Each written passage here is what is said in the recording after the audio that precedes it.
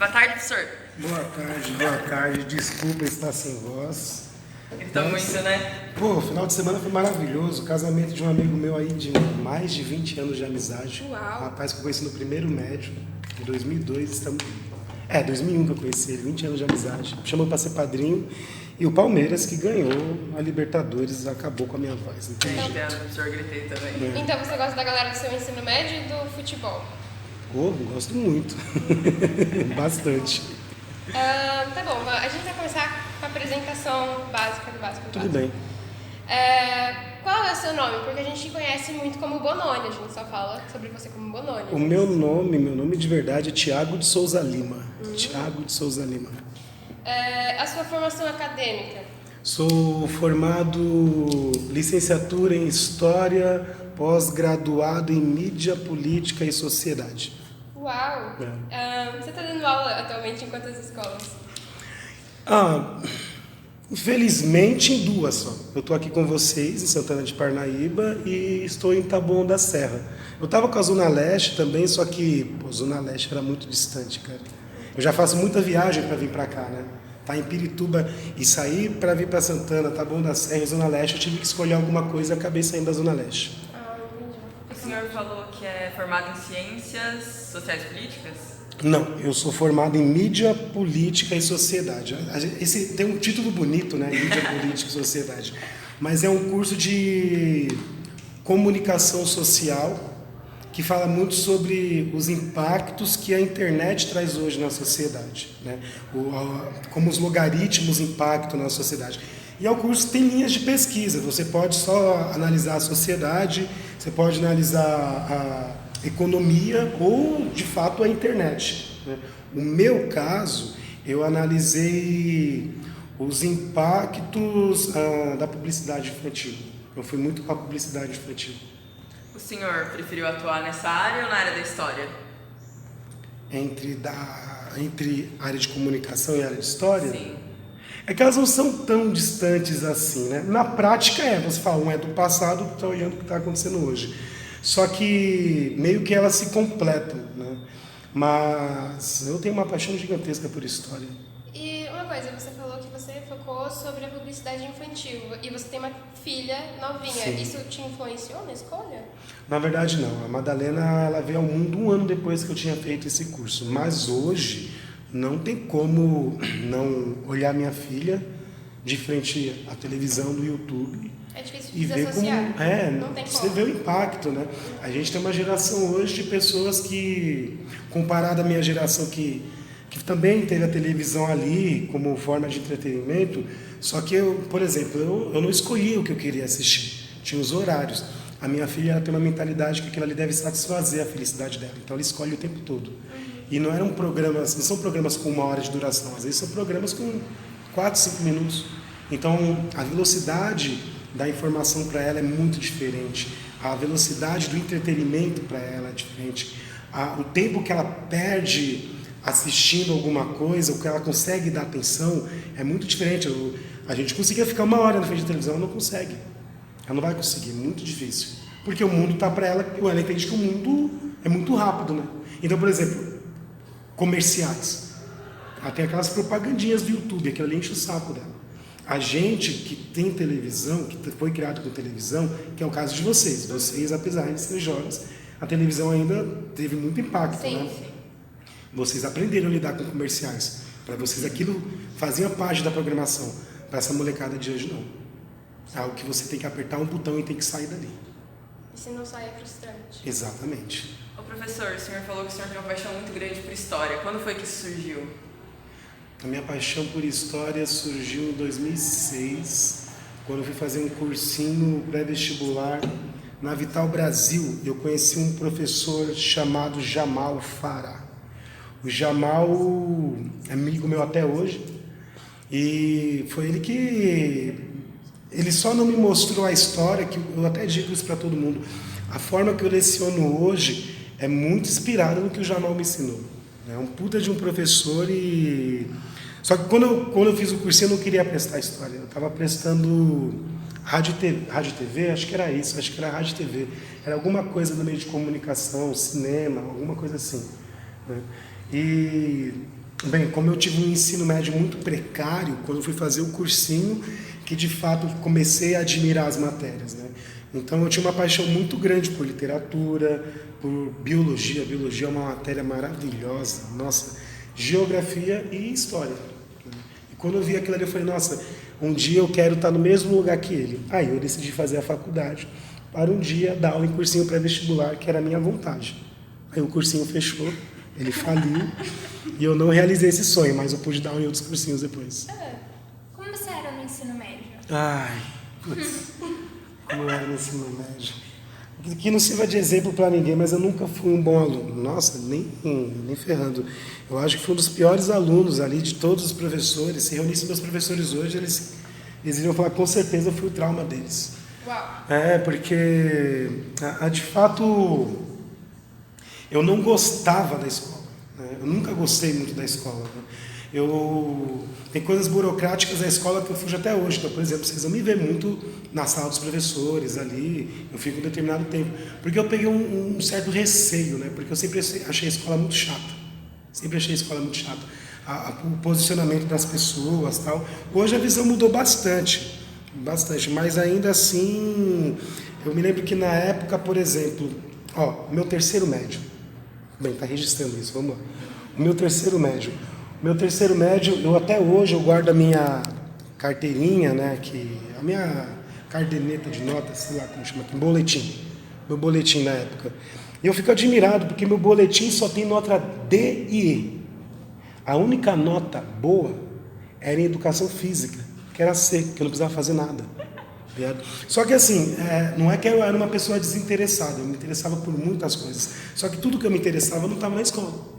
A escola não trazia o conhecimento que eu queria, sabe? E quando a história me trouxe um conhecimento interessante, foi porque a forma que o professor me apresentou no cursinho não foi a forma que a escola me apresentou. A escola me apresentou a história como um negócio extremamente chato, sabe? Então, eu tinha um pavor da escola, de verdade. Odiava. Você acha que a escola tornou o conteúdo em si mais maçante? Muito, terrível, terrível. Todos os conteúdos, na verdade, né? Porque, por exemplo, eu como professor, eu sempre tento manter uma relação muito bacana com meus alunos, assim, né? Claro, sempre mantendo um respeito, mas vocês me veem no intervalo, eu sempre estou conversando com alguém e tal. E eu faço isso porque na época de escola eu não tive essa parada. Eu não tive isso. E quando eu vi que sendo professor pode fazer isso, só me fez pegar mais raiva da escola ainda. Falei, caramba, meus professores poderiam ter sido um pouco mais humanos comigo, né? Nunca me faltaram respeito, mas só enxergavam como um Zé ali jogado na sala de aula. Entendeu? Pouco importa se está fazendo alguma coisa ou não. E nessa de pouco importa, eu não era avaliado, eu só estava lá na escola, só estava ocupando espaço. Como eu passei de ano? Não, eu não colo. Não, gente, essa é a parte curiosa. Eu não colo. Eu nunca colei, viu, gente? Passado, não quero você. Não, porque assim, apesar de ter notas ruins, eu sou minimamente um cara legal. Então, por exemplo, o meu terceiro médio foi no ano de 2004. 2004, teve eleições, eu não me lembro quais foram as eleições que tiveram na época, acredito que foi para a Prefeitura de São Paulo. E... na segunda-feira não ia ter aula na escola, porque no domingo teve as eleições e na segunda não ia ter aula. Eu fui segunda-feira para a escola para poder limpar a escola. Eu fui lá desmontar todas aquelas urnas eletrônicas, que estavam os papéis jogados lá ainda. Eu fui lá, varri o colégio. Então, assim, as minhas notas eram ruins, só que eu era um aluno muito parceiro da escola. Eu cuidava da escola. Teve um final de semana que eu fiquei passando com uma espátula sentado no chão da escola retirando chiclete. Então eu tinha um amor assim pela cultura escolar. O que eu não gostava era a sala de aula. Mas acho que vocês devem ter isso. Tipo, vou acordar cedo e ir para a escola, que saco. Mas vou encontrar tal pessoa. E é legal que a gente vai poder conversar, ter um intervalo, ter um almoço. E eu acho que isso às vezes valoriza muito a educação. E é engraçado que tem professor que não enxerga isso como parte da educação. Sabe, esse momento que a gente tem aqui para poder conversar, sabe, essa troca de conhecimento, essa vivência. Sabe, eu acho que, de fato, tem gente que enxerga a educação como algo muito metódico, dá para fazer melhor. Dá para fazer algo divertido na educação, por exemplo. Professor, quando Oi. o senhor foi dar assim, aula para alunos de escola mesmo, foi ensino fundamental ou ensino médio? Foi fundamental e médio, mas a primeira aula foi o ensino fundamental. Quando o senhor entrou na sala de aula, passou na sua cabeça que o senhor queria ser um professor melhor, no sentido com seus alunos, conversar, o que o senhor falou que o senhor não teve esse sentimento mais humano? Vamos lá, quando eu me formei em História, meu objetivo era dar aula em cursinho. E eu tinha uma professora de práticas pedagógicas, a professora Sônia, e ela falava assim para mim, ó, você tem que ir para o colégio. Porque se você for para o colégio, os alunos vão gostar de você, você não precisa ficar só em cursinho. E assim, dar aula em colégio para mim seria o meu maior pesadelo. Eu falo, eu não entrei na faculdade de História para dar aula para ensino fundamental e ensino médio. Eu não entrei para isso, eu queria dar aula em cursinho. Só que a necessidade econômica me fez entrar no colégio, né? E, bem, na verdade, quando eu comecei a dar aula em colégio, eu passei por 2 colégios. O primeiro, eu nem conto como parte da minha experiência, porque eu fiquei semanas lá dentro e eu tive momentos muito ruins, principalmente com a coordenação, sabe? Mas o colégio que eu me fixei como professor, me encontrei como professor, foi um colégio Taboão da Serra, um colégio terceirizado do Objetivo e tal. Só que no meu primeiro dia de aula, eu não pensei em ser um professor melhor. Eu vou te contar o que aconteceu no meu segundo dia de aula. Eu acordei de manhã para dar aula e chorei litros assim, porque eu não queria ser professor. Eu falei, cara, o que eu estou fazendo da minha vida? A minha primeira aula foi no horário da tarde e foi com sexto C. Era horrível, era horrível. Eles eram demoníacos, assim, sabe? Pô, era um horário da tarde, assim, eram as últimas aulas da tarde, eu cansado, né? E eles tinham uma energia, assim, eu acho que eles tinham algum pacto, só pode, cara. Tanto que no outro dia, eu acordei de manhã, eu estava no ponto de ônibus, comecei a chorar, falei, cara, o que eu estou fazendo da minha vida dando aula? Eu falei, isso aqui não vai para frente, só vou passar raiva. E foi o único dia ruim que eu tive, assim, de fato, pensando na educação. Porque quando entrei na escola no mesmo dia, né, que era o segundo dia de aula, a relação foi totalmente diferente, os alunos me recepcionaram, e aí eu descobri que existe uma coisa, que é um amor, assim, que existe entre a relação de professor e aluno, que faz a gente querer estar aqui dentro. Porque é isso, né? A gente não dá aula pelo dinheiro, a gente dá aula por consideração, porque a gente se diverte, porque a gente sente carinho muito grande das pessoas, entendeu? Mas foi terrível. Só que deixa eu contar uma curiosidade. Esse sexto C tinha uma aluna chamada Mariana Schneider. A Schneider, isso foi em 2013. Bem, hoje, 2021, a Schneider é uma das grandes amigas minhas. Sabe, a gente tem um amor muito grande um pelo outro. E é muito doido isso. Quando eu entrei na sala de aula, eu entrei substituindo um professor que era muito querido. Eu lembro que ela estava com uma plaquinha pedindo a volta do professor. Todo mundo estava com a porra de uma placa pedindo a volta do professor. E era a minha primeira aula com eles, né? Eu falei, que desgraça, cara, que desgraça. Hoje a gente tem uma relação maravilhosa. Sendo muito sincero, você acha que aproveitou sua adolescência? O que diria para a gente incentivar os jovens da geração atual? Não usem drogas.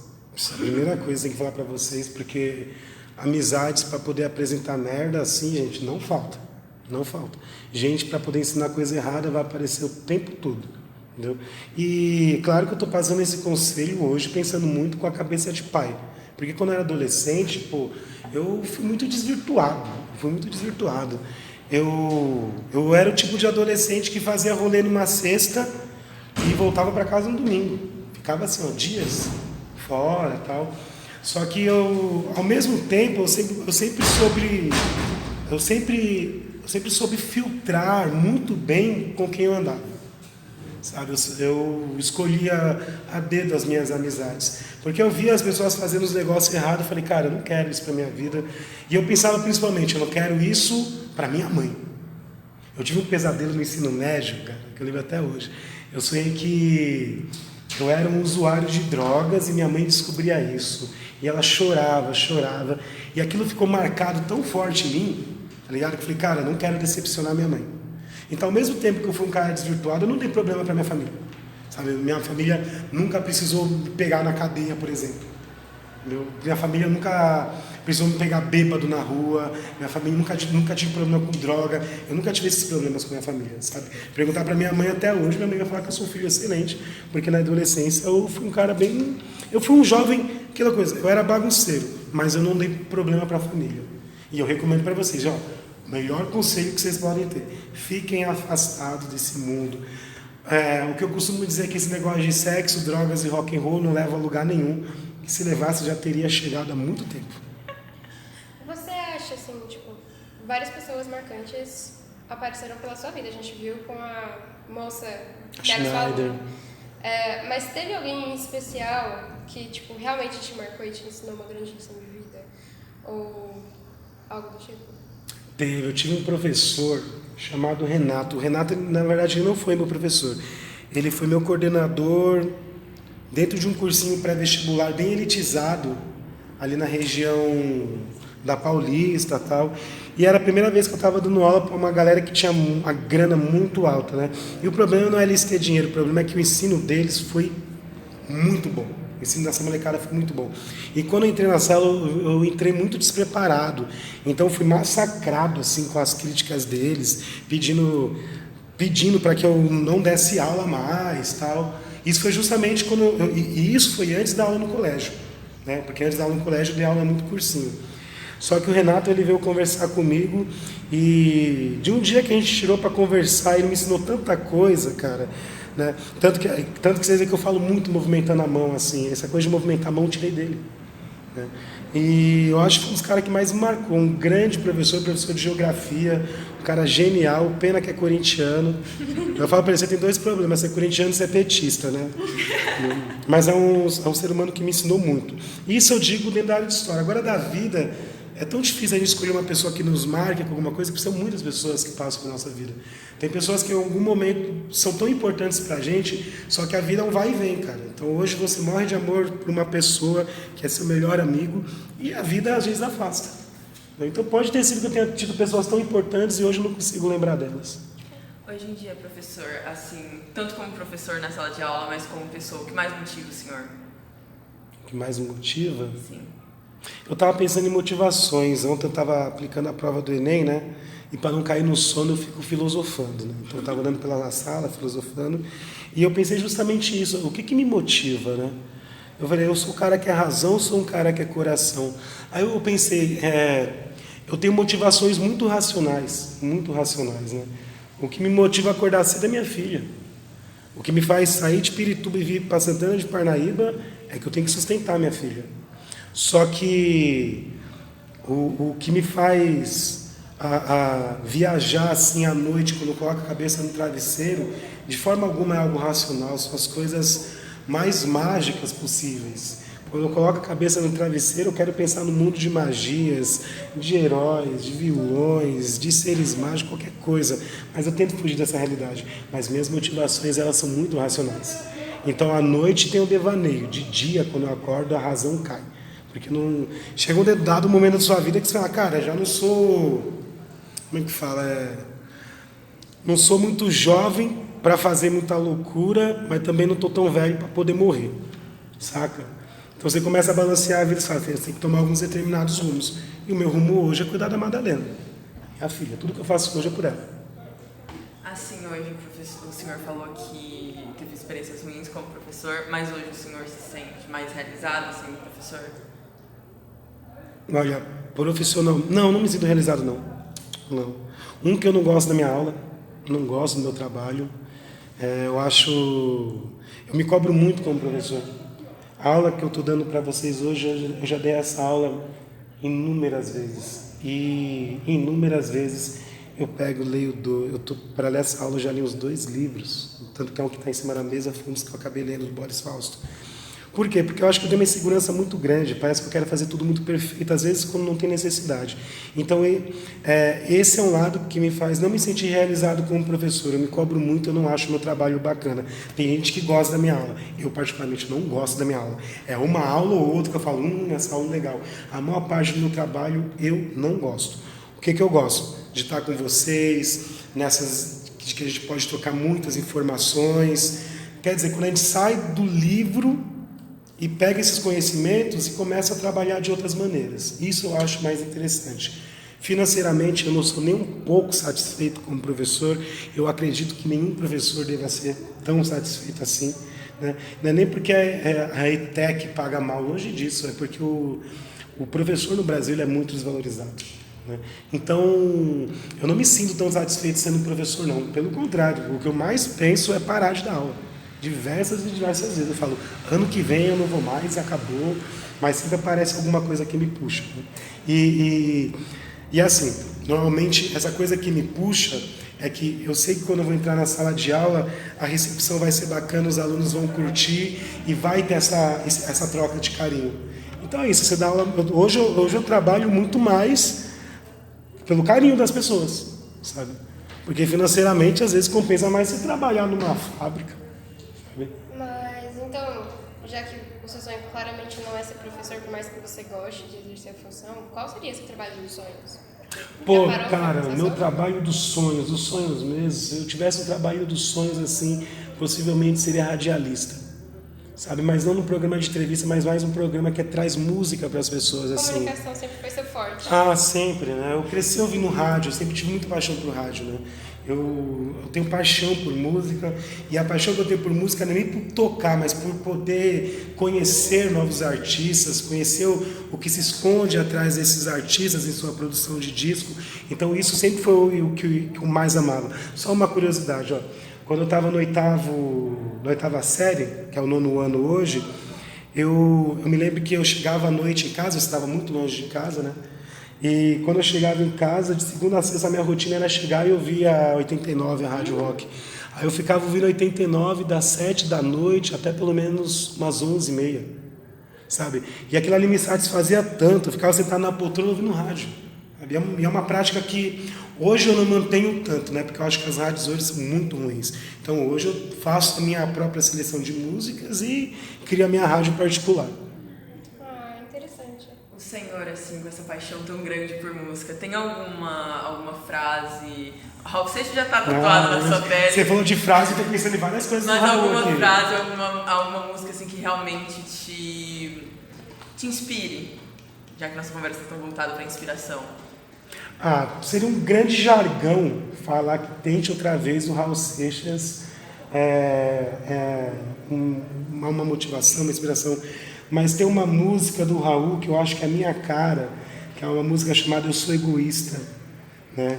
E, bem, eu não vou recitar a música, que eu tenho vergonha, obviamente, né? Mas a música, ela trabalha sobre essa questão de você sempre duvidar das coisas que são impostas para você, né? O egoísmo que o Raul fala é o egoísmo de você ser um egoísta, de ser tão egoísta de querer pensar só no outro, sabe? O auge do egoísmo é querer ajudar o outro, ver o outro bem, sabe? Eu acho que isso é que o Raul tem uma discografia inteira que me marca. Eu sou Raul desde quando eu nasci. Eu não lembro quando eu parei para ouvir Raul Seixas. Eu cresci ouvindo Raul. São 35 anos. Maluco beleza, né? Eu sou um maluco beleza, pô. Aí, ó, tá uma coisa do Raul que colocou na minha cabeça, ser maluco beleza. Teve um momento na minha vida que eu falei, eu quero ser um maluco beleza que nem o Raul. Eu era adolescente que nem vocês. De lá pra cá, gente, nossa. Eu falei, eu vou ser eu. E hoje eu me considero uma pessoa muito mais eu mesmo, assim, sabe? Longe de máscaras, fantasias e da forma que eu me apresento para vocês, eu consigo me apresentar para qualquer um hoje, sem ter vergonha de mim mesmo. Eu acho que a gente já falou bastante, então talvez seja a hora da gente interromper o diálogo. Dessa vez, quem sabe em próximos trabalhos a gente possa te chamar. Ótimo. Deixa eu contar uma coisa. A TV Cultura tinha um programa chamado Provocações, né? Eu acho que deve existir hoje com o Marcelo Taz.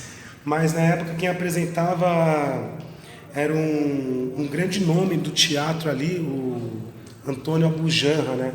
E o Abu, ele tinha esse programa que hoje basicamente os podcasts fazem a mesma coisa que o Abu fazia, né? O Abu, ele faleceu já tem alguns anos. E o Abu, ele tinha uma pergunta muito interessante no programa dele, que ele faz o seguinte, ó: o que eu não te perguntei que você gostaria que eu perguntasse? E tem alguma coisa que você quer nos contar agora? Eu acho que sim, que eu falei em questão de vergonha. Durante o ensino médio eu tinha muita vergonha de mim. Eu não me aceitava. Não me aceitava pelo fato de ser gordo, porque eu me achava feio, por N problemas, né? E isso é muito doido, porque eu vejo meus alunos passando isso hoje, né? Eles não se aceitarem de olhar no espelho e encontrar nas suas características imperfeições, né? E eu acho que fica mais um recado para vocês, que talvez seja o caso da gente não enxergar imperfeições, mas enxergar nossas próprias particularidades. Tudo que a gente tem é único, sabe? A gente é muito individual, sabe? Então tudo que você carrega é só seu e você deve valorizar isso. Então basicamente a gente deve se bastar para si próprio. Sei. Obrigada, professor. Não, por nada. Obrigada, professor. Gostei, achei da hora.